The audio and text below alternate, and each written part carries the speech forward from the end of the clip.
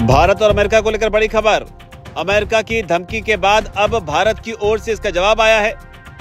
Trump पर भारत ने बड़ा बयान दिया और साथ ही रूस को लेकर भी भारत ने अब अपना रुख साफ किया है। ये रुख इसलिए अहम हो जाता है क्योंकि रूस की वजह से ही डोनाल्ड ट्रंप, अमेरिका के राष्ट्रपति डोनाल्ड ट्रंप जो है वो उखड़े हुए नजर आ रहे हैं और भारत पर लगातार तीखे हमले कर रहे हैं। लेकिन अब भारत के विदेश मंत्रालय के जो प्रवक्ता हैं रणधीर जायसवाल, उनकी ओर से ये बयान दिया गया है। उन्होंने कई सारे मुद्दों पर प्रेस कॉन्फ्रेंस में बात की है और यहीं पर उन्होंने साफ किया कि अमेरिका की ओर से जो टैरिफ लगाए गए हैं उनका जो है एनालिसिस किया जा रहा है, उनको अध्ययन किया जा रहा है। साथ ही ये भी साफ किया गया कि जो भी बेहतर विकल्प पूरे विश्व में मौजूद हैं वहां से भारत जो है वो तेल खरीदेगा। और जो रूस को लेकर अमेरिका उखड़ा हुआ है या विवाद खड़ा करने की कोशिश कर रहा है कि भारत रूसी तेल क्यों खरीदता है, इसी पर भारत ने साफ कर दिया कि जो रशिया है वो टाइम एंड टेस्टेड और एक स्थिर पार्टनर जो है वो भारत का है। यानी कि जब जरूरत पड़ी तो जरूरत के वक्त भारत के साथ खड़ा रहने वाला देश जो है रूस है और भारत बेहतर विकल्प जो होंगे उन्हीं से ही तेल खरीदेगा। साथ ही उन्होंने ये भी साफ किया कि जो भी विकल्प उपलब्ध होते हैं उनके हिसाब से ही इस तरह के फैसले जो हैं वो लिए जाते हैं। और ये बयान इसलिए अहम हो जाता है क्योंकि डेड इकोनॉमी, भारत की इकोनॉमी को डेड इकोनॉमी बताते हुए डोनाल्ड ट्रंप ने 25% का टैरिफ लगाया था। इसके अलावा एडिशनल फाइन लगाने की बात कही थी, जिसमें रशिया के साथ जो भारत के संबंध है, जो ट्रेड है, उसको एक अहम कारण बताया था कि किस तरीके से रशिया के साथ में भारत डील कर रहा है और जिसका फायदा जो है वो रूस को मिल रहा है, जिसके जरिए यूक्रेन पर हमले हो रहे थे। यानी परोक्ष रूप से भारत जो है वो इस युद्ध को समर्थन दे रहा है। तो ये बात डोनाल्ड ट्रंप की तरफ से कही गई थी।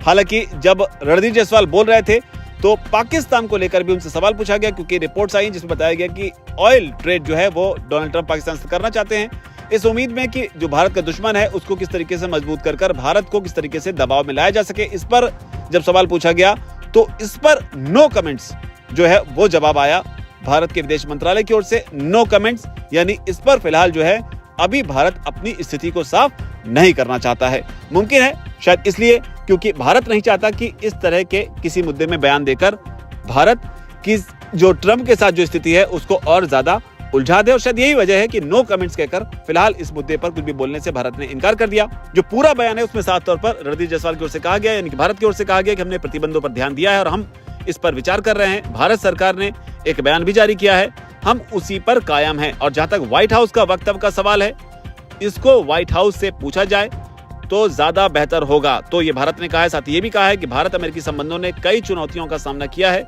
भारत और अमेरिका के बीच जो रक्षा और सुरक्षा के बीच साझेदारी है वो काफी मजबूत है। हाल के दिनों में इसमें और मजबूती आई है, तो ये रिएक्शन भारत की ओर से। साथ ये भी कहा गया कि साझेदारी ने कई बदलावों और चुनौतियों का सामना किया है।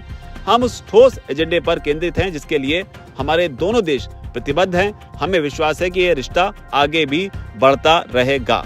तो ये बात जो है वो कही गई है। और रूस को लेकर यहाँ पर साफ किया कि किसी भी देश के साथ हमारे संबंध उसकी योग्यता पर आधारित हैं और उन्हें किसी तीसरे देश के चश्मे से नहीं देखा जाना चाहिए।